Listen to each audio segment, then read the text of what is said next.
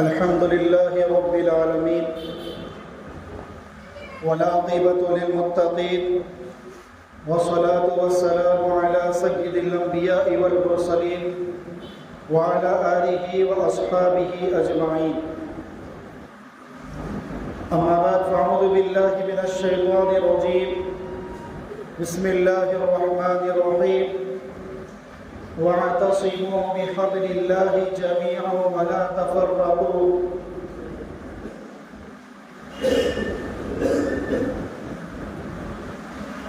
وقال الله تبارك وتعالى في موضع آخر: لتجدن أشد الناس عداوة للذين آمنوا اليهود والذين أشركوا. صدق الله العظيم. وقال النبي صلى الله عليه وسلم: المسلم أخو المسلم. وقال النبي صلى الله عليه وسلم: المسلم من سلم المسلمون من لسانه ويده، او كما قال علیہ الصلوۃ والتسلیم.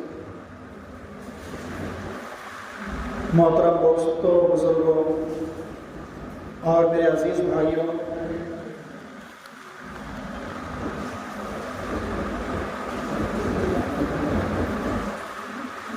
آج جمعہ کا مبارک دن ہے،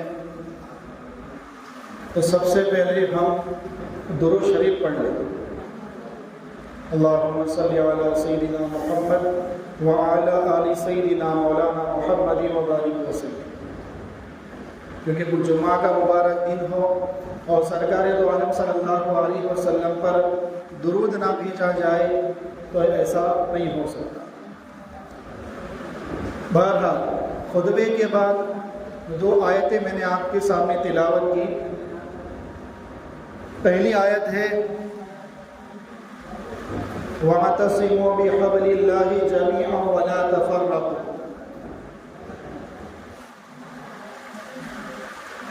اور ایک آیت تلاوت فرمائی: لَتَجِدَنَّ أَشَدَّ النَّاسِ عَدَاوَةً لِلَّذِينَ آمَنُوا الْيَهُودَ وَالَّذِينَ أَشْرَكُوا. ان دونوں آیتوں کا مفہوم آپ کے سامنے پیش کروں.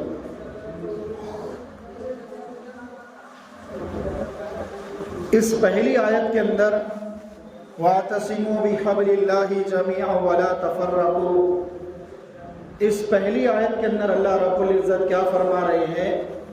وَاعْتَصِمُوا بِحَبْلِ اللَّهِ، کہ اللہ کی رسی کو مضبوطی سے پکڑ لو.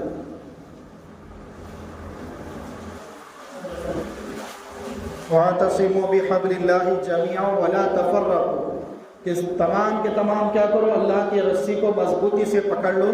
وَلَا تَفَرَّقُوا، اور آپس میں اختلافات کر کے، آپس میں جھگڑے کر کے، نا اتفاقیاں کر کے ٹکڑیوں میں، گروپ میں نہ بٹ جاؤ، فرقوں کے اندر نہ بٹ جاؤ. اللہ رب العزت اس آیت کے اندر فرما. اور دوسری آیت: لَتَجِدَنَّ أَشَدَّ النَّاسِ عَدَاوَةً لِلَّذِينَ آمَنُوا الْيَهُودَ وَالَّذِينَ أَشْرَكُوا. اس آیت کے اندر اللہ رب العزت فرما رہے ہیں کہ مسلمانوں کے سب سے زیادہ، سب سے سخت دشمن اس روئے زمین پر کوئی ہے تو وہ ہے یہود. کون ہے؟ یہودی ہے. وَالَّذِينَ أَشْرَكُوا، اور وہ لوگ جو شرک کرنے والے ہیں، جو کافر اور مشرک ہے، اس کے بعد وہ لوگ کیا ہے؟ مسلمانوں کے دشمن ہیں. لیکن سب سے زیادہ دشمنی میں کس کا ہاتھ رہا ہے؟ یہودیوں کا. دیکھیں، میں پہلے بھی عرض کر چکا ہوں، حضرت آدم علیہ السلام سے لے کر کے اب تک 3 مذاہب ایسے گزرے ہیں جنہوں نے اپنے مذہب کے اوپر عمل کیا ہے اور اپنے حکومت کو جو ہے دنیا پر قائم کیا. اس میں سے سب سے پہلا اور پرانا مذہب وہ ہے یہودیوں کا، جو حضرت یعقوب علیہ السلام سے چلا رہا. اس کو بنی اسرائیل ہم جو کہتے ہیں، وہ یعقوب علیہ السلام کی طرف نسبت کرتے ہوئے، کیونکہ بنی اسرائیل کی سلسلہ وہی سے شروع ہوا ہے، تو یعقوب علیہ السلام کو بنی اسرائیل بھی کہا جاتا۔ تو اس طرح بنی اسرائیل کے اندر جو ہے ہزاروں کی تعداد میں پیغمبر آئے۔ پھر ایک دور آیا کہ اللہ تعالیٰ نے جب دیکھا کہ ان کی سرکشی، ان کی نافرمانیاں حد سے گزر رہی ہے، حد سے تجاوز کر جا رہی ہے، کیونکہ انہوں نے وقت کے پیغمبر کو بہت ستایا۔ جب حضرت موسیٰ علیہ السلام کا دور آیا تو حضرت موسیٰ علیہ السلام کو ستایا نہیں، قرآن کریم کہتا ہے کہ حد درجے کا ان کو تکلیف پہنچی، حد درجے۔ حالانکہ ساری چیزیں، سارے معجزات یہ لوگ دیکھ چکے تھے۔ حضرت موسیٰ علیہ السلام اپنی اس لاٹھی کو، جس لاٹھی کے ذریعے سے پتوں کو جھاڑا کرتے بکریوں کے لیے، اور جس لاٹھی کے ذریعے سے سہارا لے کر، ٹیک لے کر چلا کرتے، اس لاٹھی کو جب زمین پر رکھ دیتے وہ سانپ بن جاتا، اژدہا بن جاتا، اور جب اس کو پکڑتے پھر لکڑی بن جاتی۔ اور اسی لاٹھی کے ذریعے سے جب سمندر پر انہوں نے جو ہے لاٹھی ماری ہے، سمندر میں 12 خشک سوکھے راستے بن گئے، جس میں سے یہ لوگ جو موسیٰ علیہ السلام پر ایمان لائے تھے، فرعون سے بچنے کے لیے بھاگے تھے، تو وہاں پر راستہ اللہ نے کھول دیا۔ سارے معجزات دیکھنے کے بعد بھی جب موسیٰ علیہ السلام نے کہا کہ دیکھو اللہ نے تمہیں جو ہے فرعون سے نجات دی ہے، اللہ نے تمہارے ایمان کی حفاظت کی ہے، اب تمہیں کیا کرنا ہے؟ اللہ کا حکم ماننا ہے اور میری فرما برداری کرنا ہے۔ پھر موسیٰ علیہ السلام نے کہا کہ دیکھو اس وقت یہ جو ظالم بادشاہ فرعون تو ختم ہو گیا، دوسرا بادشاہ آیا، تو کہا کہ اس بادشاہ سے ہمیں، اس ظالم بادشاہ سے جنگ کرنا ہے، لڑائی کرنی ہے۔ تو انہوں نے کیا کہا؟ بدبخت قوم تھی، بڑی اعلیٰ قسم کی قوم تھی، کہا اذهب انت وربك فقاتلا انا هاهنا قاعدون، کہ تم اور تمہارا رب جا کر میدان جنگ میں ان لوگوں سے لڑائی کرو، انا هاهنا قاعدون، ہم یہیں پر بیٹھے بیٹھے تماشا دیکھتے رہیں گے۔ اتنے سارے معجزات دیکھنے کے بعد بھی تکلیف پہنچائی۔ اب اس پیغمبر کے وقت کے پیغمبر موسیٰ علیہ السلام کی نافرمانی کا نتیجہ یہ ہوا کہ اللہ تعالیٰ نے 40 سال تک ان سارے لوگوں کو وادی طی کے اندر بھٹکائے رکھا، بھٹکتے رہے وہیں پر۔ جو وادی طی ہے، اس وادی طی کے اندر یہ لوگ 40 سال تک بھٹکتے رہے، آگے راستہ نہیں ملا۔ جیسے دنیا کے اندر کبھی کہیں پر کوئی ناٹک وغیرہ لگتا ہے تو وہاں پر ایک بھول بھلیا کی طرح ایک جو ہے ایک مقام بنایا جاتا ہے، تو اس کو کہتے ہیں بھول بھلیا۔ تو یہ بھی ایک طرح کا بھول بھلیا تھا وادی کی، کہ چلتے تھے دن بھر چلتے، شام کو تھک کر دیکھتے تو وہیں پر رہتے جہاں سے شروعات کی تھی۔ تو اللہ نے ان کو جو ہے ایک عذاب میں ڈالا ہوا تھا۔ بہرحال تو یہ قوم جو ہے یہ بڑی بدبخت قوم رہی ہے، ان کی سرکشی، ان کی سازشیں اور ان کی پلاننگ جو تھی وہ پہلے سے ہی چلتی رہی ہیں، اور آج تک ان کی پلاننگیں اور ان کی سازشیں چل رہی ہیں، کیونکہ یہ قوم چاہتی تھی کہ ہم جو ہمارے دل کے اندر جو آ رہا ہے ہم وہ کریں گے، وقت کا پیغمبر کیا کہہ رہا ہے ہم اس پر عمل نہیں کریں گے۔ بہرحال جب ان لوگوں کا دور خلافت ختم ہو گیا، اب اس کے بعد اللہ نے حکومت کس کو دی؟ عیسائیوں کو دے دی۔ مسجد اقصی کس کے ہاتھ میں آئی؟ عیسائیوں کے ہاتھ میں آئی۔ اب عیسائیوں نے بھی جو ہے کئی سال تک جو ہے حکومت کرتے رہے، لیکن ایک وقت آیا کہ جب عیسائیوں کا دور بھی ختم ہو گیا اور پھر کس کا دور شروع ہو گیا؟ مسلمانوں کا دور شروع ہوا۔ کہا میں نے 3 مذاہب نے جو حکومتیں قائم کی ہے، دنیا پر راج کیا ہے، وہ سب سے پہلے نمبر پر یہودی ہے، سیکنڈ نمبر پر عیسائی ہے، اور تیسرے نمبر پر مسلمان ہے۔ اب جب مسلمانوں کا دور خلافت آیا تو حضرت امیر المؤمنین حضرت عمر بن خطاب رضی اللہ تعالیٰ عنہ کے دور خلافت میں ایک لشکر حضرت ابو عبیدہ بن جراح رضی اللہ تعالیٰ عنہ کی قیادت کے اندر حضرت عمر نے بھیجا تھا ملک شام کو فتح کرنے کے لیے۔ جب یہ لشکر گیا ملک شام کو فتح کر لیا، جب ملک شام فتح ہو گیا، ملک شام کو جیت لیے، پھر آگے گئے، آگے فلسطین لگا، مسجد اقصی لگی، بیت المقدس لگا، تو وہاں پر انہوں نے فلسطین کا جو ہے حضرت عمر بن خطاب کے صحابہ نے ساتھیوں نے کیا کر دیا، حصار کر لیا، محاصرہ کیا اور کئی دنوں تک وہیں پر رکے رہے۔ بالآخر عیسائی جو ہے مجبور ہو گئے اور مجبور ہونے کے بعد کہا کہ ہم صلح کرنا چاہتے ہیں، مسجد اقصیٰ ہم آپ کے حوالے کر دیں گے اور ہم صلح کی امید رکھتے ہیں امیر المؤمنین عمر بن خطاب رضی اللہ تعالیٰ عنہ سے۔ پھر بعد میں حضرت عمر بن خطاب مدینے سے روانہ ہو کر جو ہے فلسطین آئے۔ وہ لمبا چوڑا واقعہ جو پچھلے جمعے کو عرض کر دیا، وہاں آنے کے بعد صلح ہو گئی، فلسطین جو ہے مسلمانوں کے قبضے میں آ گیا اور مسجد اقصیٰ مسلمانوں کے قبضے میں آ گئی۔ اب سلسلہ چلتا رہا۔ پھر ایک وقت وہ بھی آیا جو مسلمانوں کا غم کا سال بھی کہا جاتا، غم کا دن بھی کہا جاتا، کہ مسجد اقصیٰ مسلمانوں کے قبضے سے چلی گئی۔ یہ بہت ہی مسلمانوں کے لیے غم کا وقت تھا، جس مسجد اقصیٰ کو عمر بن خطاب رضی اللہ تعالیٰ عنہ نے آزاد کرایا تھا عیسائیوں کے قبضے سے، وہی مسجد اقصیٰ پھر دوبارہ کہاں چلی گئی؟ انہی کافروں کے ہاتھ میں۔ پھر ایک وقت وہ بھی آیا جب اب صحابہ کا دور ختم ہو گیا، اس کے بعد جو ہے ولیوں کا دور شروع ہوا، تابعین کا اور تبع تابعین کا دور شروع ہوا۔ اس دور کے اندر حضرت صلاح الدین ایوبی رحمۃ اللہ علیہ کا جب دور خلافت آیا تو صلاح الدین ایوبی رحمۃ اللہ علیہ نے مسجد اقصیٰ کو فتح کرنے کے لیے دن رات ایک کر دی، جنگ کرتے رہے، لڑائیاں ہوتی رہی، بم وہاں سے، بارود وہاں سے پھینکے جاتے رہے۔ آخر کار کتابوں میں آتا ہے 3 سال یا 4 سال تک جو ہے جنگ برابر چلتی رہی، اور صلاح الدین ایوبی رحمۃ اللہ علیہ نے اپنی پیٹھ کو کبھی بستر پر نہیں لگایا، کیونکہ انہوں نے کہا تھا کہ جب تک مسجد اقصیٰ کو میں ان عیسائیوں کے قبضے سے آزاد نہیں کروں گا تب تک میں اپنی پیٹھ کو جو ہے بستر پر نہیں لگاؤں گا۔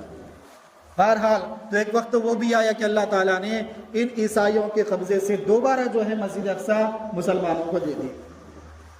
اب یہاں سے جو ہے بادشاہوں کا اور راجاؤں کا سلسلہ شروع ہو گیا، جس کے نتیجے میں آگے جا کر جو ہے اب کیونکہ حضور کا دور ختم ہو گیا، خلافت کا دور ختم ہو گیا، کیونکہ حضرت ابوبکر، عمر، حضرت عثمان، حضرت علی، ان کا دور خلافت ختم ہو گیا، صحابہ کرام کی زندگیاں ختم ہو گئی، ان کا دور بھی ختم ہو گیا، تابعین، تبع تابعین کا دور بھی ختم ہو گیا۔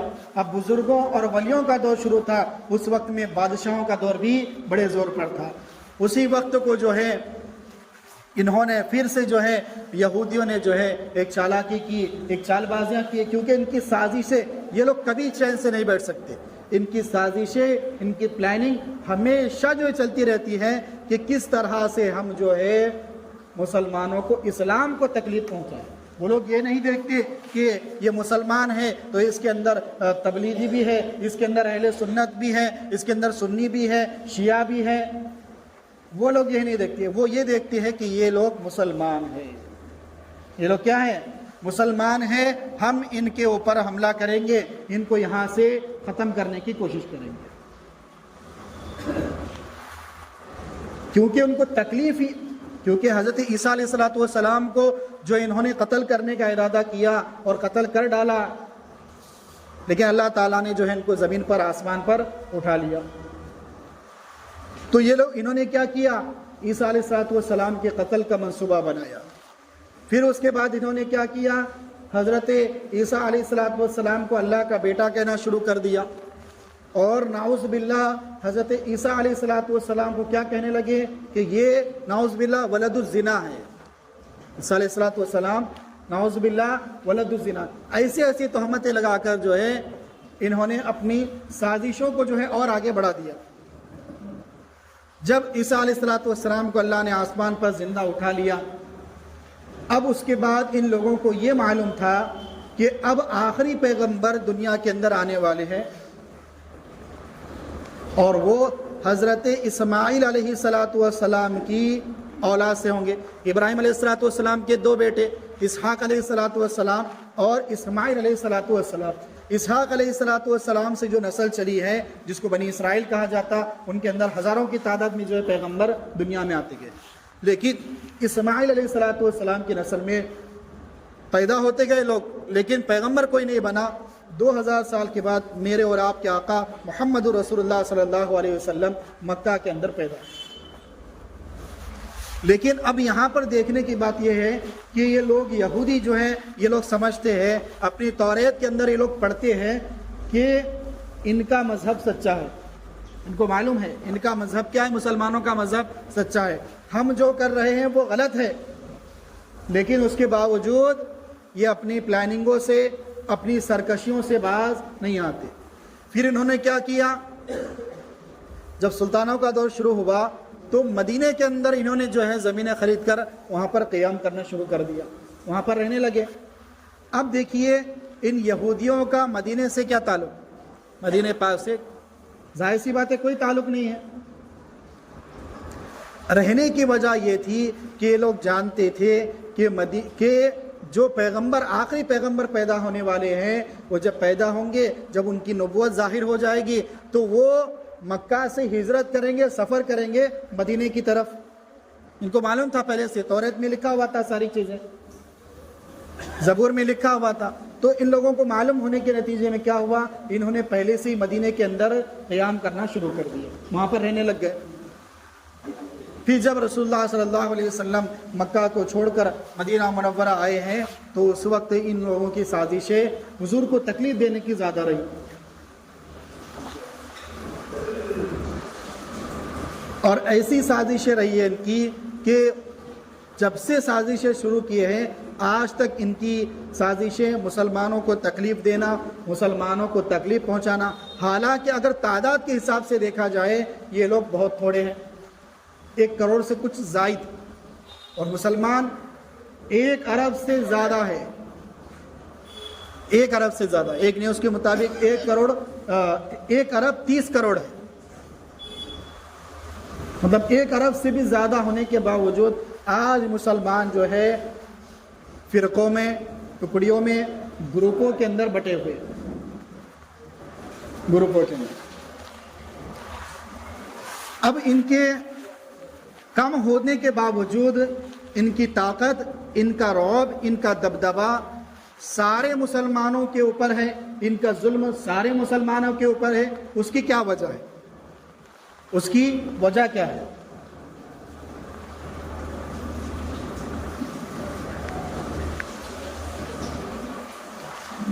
تو اس کی وجہ یہ بتائی جاتی ہے، 3 چیزوں کو یہ لوگ زیادہ فوکس کرتے ہیں۔ جو 3 چیزوں کو ہم فوکس کرنا چاہیے تھا، ان 3 چیزوں کے اوپر ہمیں عمل کرنا چاہیے تھا، لیکن وہی 3 چیزوں کے اوپر یہ لوگ عمل کر رہے ہیں، اور وہ میرے اور آپ کے حبیب محمد رسول اللہ صلی اللہ علیہ وسلم کی بتائی ہوئی 3 باتیں ہیں۔ ان 3 باتوں کے اوپر یہ لوگ عمل کر کے آج ہمارے اوپر غالب آ رہے ہیں۔ آج مسلمان، فلسطین مسلمانوں کے اوپر یہ لوگ جو ہے بمباری کر رہے ہیں۔ 3 وجہ کیا ہے؟ سب سے پہلی وجہ، جب ان کی اولاد ہوتی ہے تو سب سے پہلی وجہ یہ رہتی کہ یہ لوگ اولاد کے اوپر جو ہے ایجوکیشن میں، تعلیم کے اندر بہت زیادہ زور دیتے ہیں، لوگ تعلیم کے اندر بہت زیادہ زور۔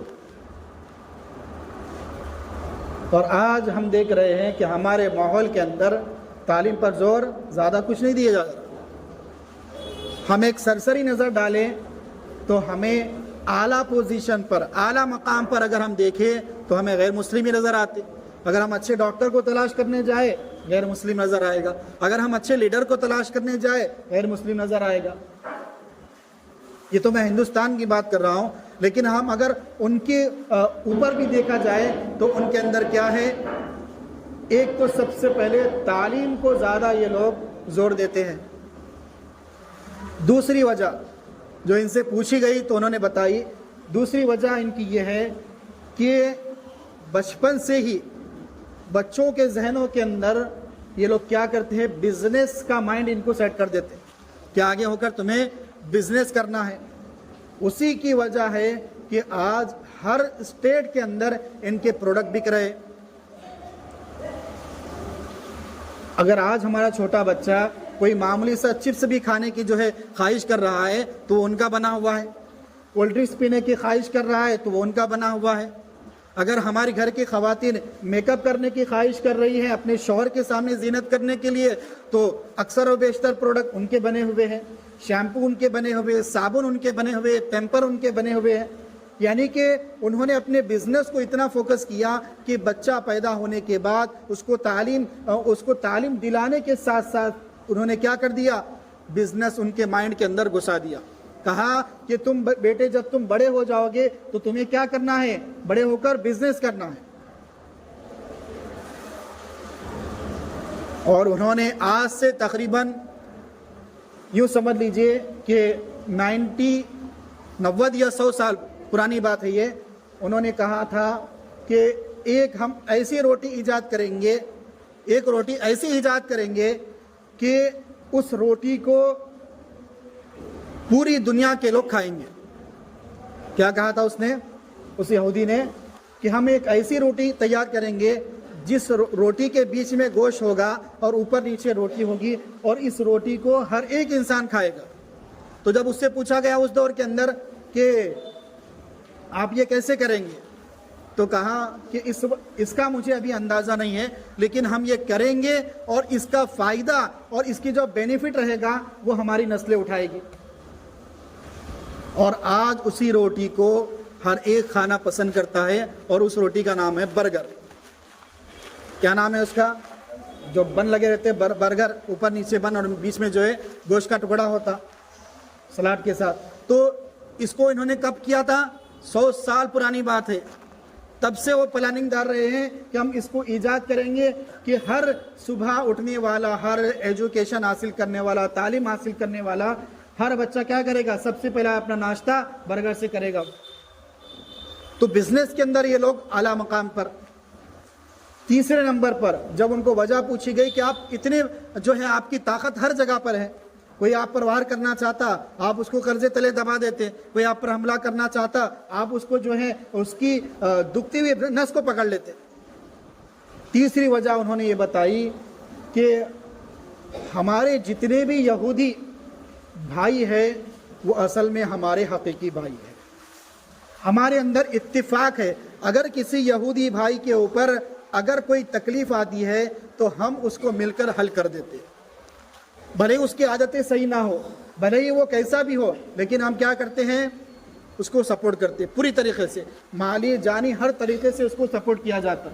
اور یہی تینوں وجہ اگر اور پوچھا گیا یہ کہ آپ نے کس سے لیا، یہ تینوں باتیں آپ نے کہاں سے حاصل کی؟ بچوں کو تعلیم اچھا دینا، بچپن سے ان کے مائنڈ جو ہے بزنس کی طرف جو ہے مائل کرنا، اور تیسرے نمبر پر اتحاد، اتفاق، جو آپس کا جو اتحاد ہے وہ آپ نے کہاں سے لیا؟ تو اس نے کہا کہ ہم نے آپ کے آقا محمد رسول اللہ صلی اللہ علیہ وسلم سے یہ تعلیم حاصل کی، آپ کی کتابوں کو پڑھ کر ہم نے جو حاصل کیا ہے۔ جس کتابوں کے اندر، احادیث کے اندر رسول اللہ صلی اللہ علیہ وسلم نے آپس میں بھائی چارگی کا حکم دیا تھا، آج اس بھائی چارگی کو ہم نے کیا کر دیا، اپنی پیٹھ کے پیچھے پھینک دیا، جس کا نتیجہ کیا ہے ہماری آنکھوں کے سامنے ہے۔ کیونکہ دیکھیے اللہ کو کوئی ضرورت نہیں ہے، ہم گناہ کریں گے اللہ کو کوئی پرواہ نہیں، ہم نیکی کریں گے اللہ کو کوئی پرواہ نہیں ہے۔ ایسا نہیں کہ ہم اگر 5 وقت کے نمازی بن جائیں گے تو اللہ کی شان میں جو ہے بڑائی آ جائے گی، اللہ کی طاقت میں بڑائی آ جائے گی، نعوذ باللہ، ایسا کبھی نہیں ہوگا۔ اللہ کی شان جیسی تھی پہلے ہمیشہ ویسی رہے گی، اللہ کی طاقت جیسی تھی پہلے ہمیشہ ویسی رہے گی۔ اگر ہم گناہ کریں گے تو اللہ کی شان میں کمی آ جائے گی، ہر کس خدا کی قسم ایسا کبھی نہیں ہو سکتا۔ ہم سے زیادہ عبادت کرنے والے، ہم سے زیادہ اللہ کا ذکر کرنے والے فرشتے ہیں، جو کوئی رکوع کے اندر ہے، کوئی قیام کے اندر، کوئی سجدے کے اندر ہے، ہر وقت اللہ کی تسبیح بیان کر رہے۔ اگر اللہ کی شان میں بڑائی ہونا ہوتا ذکر کرنے کی وجہ سے، نماز کی پابندی کرنے کی وجہ سے، تو اربوں کھربوں جو ہے فرشتے اللہ نے پیدا کیے جو اللہ کا 24 گھنٹے ذکر عبادت کر رہے ہیں۔ لیکن اللہ کہہ رہے ہیں کہ تمہیں اپنی آخرت کو بنانا ہے، اگر مجھے راضی کرنا ہے تمہیں نماز پڑھنی پڑے گی، اگر مجھے تمہیں راضی کرنا ہے تو تمہیں میرے آقا، میرے حبیب محمد رسول اللہ صلی اللہ علیہ وسلم کے نقش قدم پر چلنا پڑے گا۔ جب سے مسلمانوں کے اندر اختلاف شروع ہوا ہے اسی وقت سے مسلمانوں کا زوال شروع ہوا۔ جب انگریز ہندوستان کے اوپر جب حملہ کرنا چاہ رہے تھے، ہندوستان پر قبضہ کرنا چاہ رہے تھے، تو اس وقت مغل بادشاہوں کی حکومت تھی۔ یہ آپ کو تاریخ بتا رہا ہوں میں، ہسٹری، کیونکہ ہسٹری جب تک ہم نہیں جانیں گے تب تک پتہ نہیں چلے گا کہ دنیا میں کیا ہوا تھا اور کیا اب ہو رہا ہے۔ جب انگریز، اس وقت مغل بادشاہوں کا جو ہے حکومت تھی ان کی، تو اس وقت انگریزوں نے دیکھا کہ مغل بادشاہ کیا ہے، رات بھر جاتے لوگ، رات بھر جو ہے شعر و شاعری، قوالیاں جو ان کی جو ہے مجلسوں میں چل رہی ہیں۔ نماز تو پڑھتے تھے، بادشاہ ہوتا یا شہزادہ ہوتا وہ نماز پڑھ لیتا، 5 وقت کی نماز تو پڑھتے، لیکن ورزش میں، کثرت کرنے میں، جم کرنے کے اندر یہ لوگ کیا ہے، پیچھے تھے، بہت پیچھے تھے۔ اور یہاں پر یہ لوگ راتوں کے اندر جو ہے شعر شاعری کے اندر، قوالیوں کے اندر، نغموں کے اندر رات گزارا کرتے، فجر تک یہ لوگ جاگتے، جیسا کہ ہمارے نوجوانوں کی عادت پڑی ہے کہ موبائلوں کے اندر رات بھر جاگنا، تو یہ لوگ کیا ہے، قوالیوں کے اندر اور شعر شاعری کا ان کو شوق تھا، تو یہ شعر شاعریوں میں لگے رہتے۔ جب یہ رات کے وقت لگے رہتے شعر شاعری کے اندر، اور انگریز جو ہے پیچھے سے تیاری کر رہے تھے کہ ان پر کس طرح حملہ کیا جائے اور ان کی سلطنت کو کس طرح ختم کر دیا جائے۔ جب انہوں نے کئی سالوں تک جو ہے اچھی طرح پلاننگ کر لی انگریزوں نے، اور دیکھ لیا کہ مغل بادشاہوں کے اندر نہ لڑنے کی طاقت ہے، نہ دماغ میں، نہ جسم سے لڑنے کی طاقت ہے، نہ دماغ سے لڑنے کی طاقت ہے، کیونکہ دماغ بھی اس وقت کام کرتا جب دماغ کو اس کام کے اندر لگایا جاتا۔ اگر یہ لوگ دماغ کو لگاتے شعر و شاعری کے بجائے جنگ کے اسلحہ کیسے تیار کیا جائے، جنگ کیسے کی جائے، دشمنوں پر کیسے حملہ کیا جائے، کیسے ان کا محاصرہ کیا جائے، اگر اس کے اوپر یہ دماغ لگاتے تو ان کا دماغ ہی جو ہے ان کو جو ہے فتح یاب کرتا۔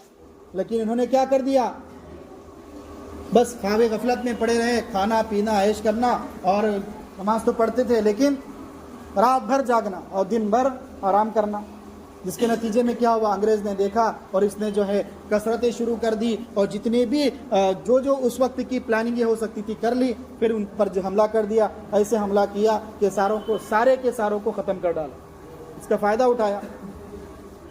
بہرحال تو مسلمانوں کے اندر اختلافات جب سے شروع ہوئے ہیں تب سے ہی اللہ نے کیا کر دیا، مسلمانوں کے رعب اور دبدبے کو کفار اور مشرکین کے دلوں سے نکال پھینک دیا۔ اس کے ایک نہیں کئی بڑے بڑے ایسے واقعات ہیں۔ اندلس جو ایک بڑا ملک ہے، جہاں پر جو ہے طارق بن زیاد رحمۃ اللہ علیہ نے جہاں کے سمندر کے ساحل پر اپنی کشتیوں کو جلا دیا تھا، اور کہا تھا کہ جب تک ہم اندلس کو فتح، کیونکہ کشتیاں جلا دی ہے، اب واپس تو جا نہیں سکتے، راستہ نہیں ہے جانے کا، جانا ہے سمندر پار کر کے جانا پڑے گا، لیکن اب کشتیاں جلا دی ہے تو کہاں سے واپس جائیں گے، تو راستہ ایک ہی تھا، بس اندلس کے اندر جو کافر اور مشرک ہے ان کو ختم کرنا ہے اور وہاں پر اپنی حکومت کو قائم کرنا ہے۔ تو اس طارق بن زیاد رحمۃ اللہ علیہ نے جب وہاں پر جو ہے حکومت کو قائم کیا ہے، لیکن جب آنے والی نسلوں نے جو ہے اس کی حفاظت نہیں کی، جس کے نتیجے میں آج جہاں اندلس کے اندر اذان کی آوازیں آنا چاہیے تھا، آج وہاں پر بڑی بڑی عمارتوں پر کیا ہے، چاند کی صلیب لگی ہوئی ہے، چاند کی صلیب،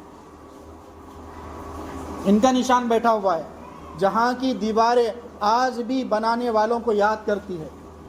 آج وہاں پر کیا ہے، ان کافر اور مشرکوں کی صلیبیں، ان کا نشان وہاں پر لگا ہوا ہے۔ بغداد کو دیکھ لیجئے، تو بغداد کا بھی ایک لمبا چوڑا واقعہ ہے، اور اسی طرح سے بخارا کو دیکھ لیجئے، سمرقند کو دیکھ لیجئے۔ یہ جو میں بتا رہا ہوں، بخارا، سمرقند، بغداد، یہ علم کے مرکز ہوا کرتے تھے، جہاں سے علم جو ہے، علم کی ندیاں بہتی تھی، لوگ وہاں پر جا کر جو ہے ہزاروں کلومیٹر کا سفر کر کے وہاں پر جا کر علم حاصل کیا کرتے، ایک ایک حدیث کو یاد کرنے کے لیے۔ اب وہاں پر کس طرح زوال آیا، اور وہاں پر جو ہے کس طرح سے ان لوگوں کو، مسلمانوں کو گمراہ کیا گیا، انشاءاللہ اس تاریخ کو، اس ہسٹری کو بھی انشاءاللہ میں عرض کروں گا، آئندہ جمعہ عرض کروں گا، ابھی وقت زیادہ ہو گیا ہے۔ تو ہسٹری کا جاننا ہمارے لیے بہت ضروری ہے، بزرگ حضرات کے لیے بھی ضروری ہے، اور نوجوانوں کے لیے تو خاص کر ضروری ہے، تاکہ ہمیں معلوم ہو کہ ہمارے بڑوں نے کیا قربانیاں دی ہیں اور ہمارے بڑوں نے غلطیاں کیا کی ہیں، تاکہ ہم وہ غلطی دوبارہ نہ کرے جس کا نقصان اور خمیازہ ہمیں بھگتنا پڑے۔ اللہ عمل کی توفیق عطا فرمائے اور ہم سب کو نمازوں کی پابندی کرنے کی توفیق عطا فرمائے اور فلسطینی مسلمانوں کی اللہ غیب سے مدد فرمائے۔ آمین۔ وآخر دعوانا ان الحمد للہ رب العالمین۔